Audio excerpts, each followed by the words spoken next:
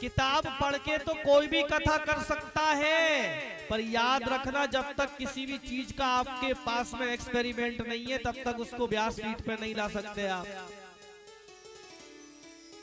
पढ़ा हुआ ज्ञान सफल नहीं होता, अनुभव किया हुआ ज्ञान सफल होता है। मैं नहीं कह रहा हूं, रामचरितमानस उत्तरकांड काकभूषण जी गरुड़ जी से और भगवान शिव माता पार्वती से कह रहे हैं क्या, निज अनुभव अब कहूं खगेशा।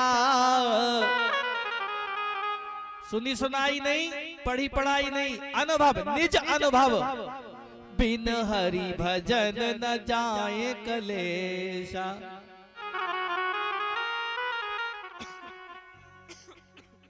बगैर भजन के जीव का कलेश समाप्त नहीं हो सकता। अब एक चीज को आप समझ ले कि जो देखो वही भागवत पढ़ रहा है, जो देखो वही कथा कर रहा है। अब कथा में लिखा कुछ और है, उसका अर्थ कुछ और है। अगर गुरु चरणों में बैठ के कथा नहीं सीखी है तो उस कथा का गलत असर होगा। क्यों? दो प्रकार के डॉक्टर होते हैं। एक डॉक्टर सूजी अगर लगा दे, इंजेक्शन लगा दे, तो वो जगह दूसरी बार इंजेक्शन लगाने के काबिल नहीं बचती। जितने लोग बैठे हो सबके पास में अनुभव होगा। और एक डॉक्टर ऐसा इंजेक्शन लगाता है कि मालूम ही नहीं चला कब लग गई और कब निकल गया, क्योंकि उसके पास में अनुभव है। और जिसके पास में अनुभव नहीं है उस जहां इंजेक्शन लगाएगा ना, सूज के इतना बड़ा हो जाएगा। इसी प्रकार गैर अनुभव वाले वक्ता से कथा सुनोगे तो जैसा कि वो डॉक्टर का इंजेक्शन रिजेक्शन करता है, उस प्रकार कथा भी रिजेक्शन कर सकती है। चाहे एक ही बार कथा कराओ जीवन में, लेकिन अच्छे वक्ता से कराओ, नपे तुले वक्ता से कराओ, क्योंकि ये समय बार बार नहीं मिलता। लेकिन आज इतनी बेकार हालत हो गई, हर मोहल्ले में कथाकार, इतने कथाकार हो गए कि अब तो हम लोगों को ऐसा लगता है कहने वाले इतने हो गए कि सुनने वाला कोई बचेगा ही नहीं। जो है वो सुनाना चाहता है, सुनना कोई नहीं चाहता। और एक चीज मेरा खुद का अपना अनुभव है, जो आनंद सुनने में है वो कथा कहने में नहीं है महाराज। कथा कहने वाला तो हमेशा लुट रहा है। अरे हम कथा बोल रहे हैं तो हमारे अंदर से सांस निकल ही रही है ना।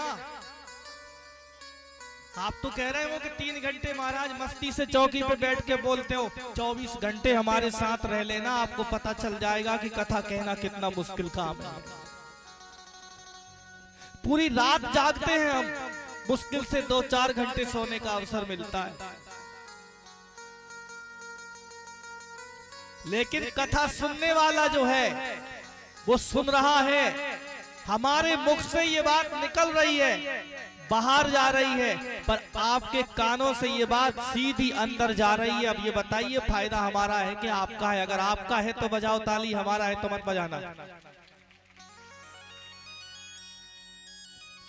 इसलिए कथाकार कीमती नहीं है भैया, श्रोता कीमती है। आप सुनने ही नहीं आओगे तो हम किसको सुनाएंगे?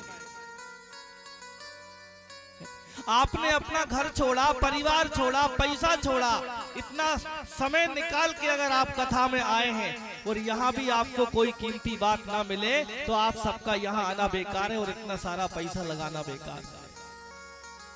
आज कथा को नौटंकी बना दिया कथाकारों ने। आप सबको नाचने से फुर्सत नहीं है और कथा वालों को गाने से फुर्सत नहीं है। बाकी किसी को कोई मतलब नहीं है, क्या सुना, क्या सुनाया, क्या गाया, कोई लेना देना। ये कथा नहीं है महाराज,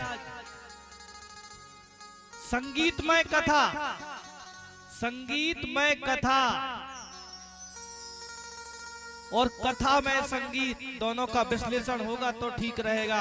लेकिन संगीत ही संगीत हो जाए तो फिर कथा की हत्या होती है, दुर्दशा होती है। ऐसा नहीं होना चाहिए। क्यों? आटे में नमक डलेगा तो रोटी बन जाएगी, लेकिन नमक में आटा डल गया तो कुछ भी नहीं हो सकता। तो ये हर चीज की एक विधि है, इसी प्रकार कथा की भी विधि है।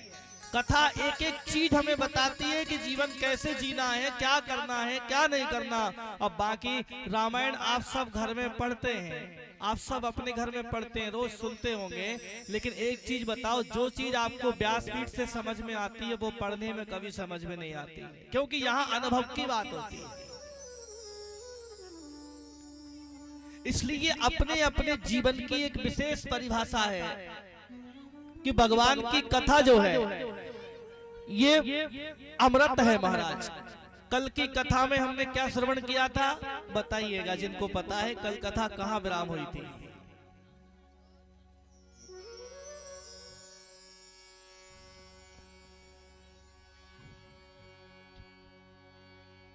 कहाँ पे कथा विराम हुई थी? हरि गिरिजा कर भायऊ विवाह।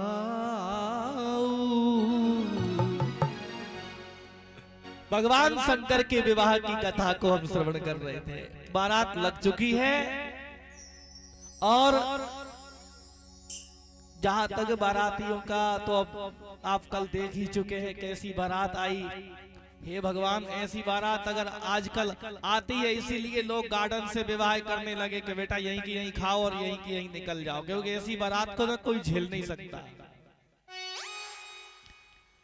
और अगर आप थोड़ा सा प्रकाश डालेंगे हम सबके जीवन में, तो 10 साल पहले जो शादियां 20 साल पहले होती थी 4 दिन बारात रुकती थी, क्योंकि वो बारात होती थी। लेकिन आजकल जो होता है वो बारात नहीं है, बराता है। लिखा है तुलसीदास जी ने, जस दूल्हा तस बनी बराता। ये हम क्यों कह रहे हैं? डीजे चलता है इतनी तेज के महाराज समझ में ही नहीं आता क्या हो रहा है। 2-4 पिट जाए जब मालूम पड़ता है कि लड़ाई हो गई।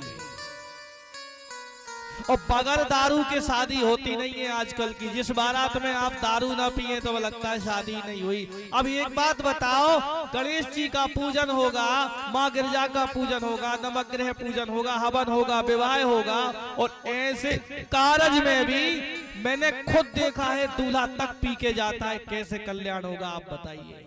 हमारी संस्कृति कहाँ है?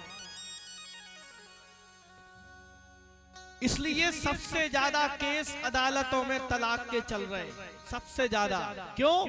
कि भगवान को अशुद्ध अवस्था में छुओगे तो उसका रिजेक्शन भी भोगना ही पड़ेगा। हमारा मकसद कोरी कथा सुना के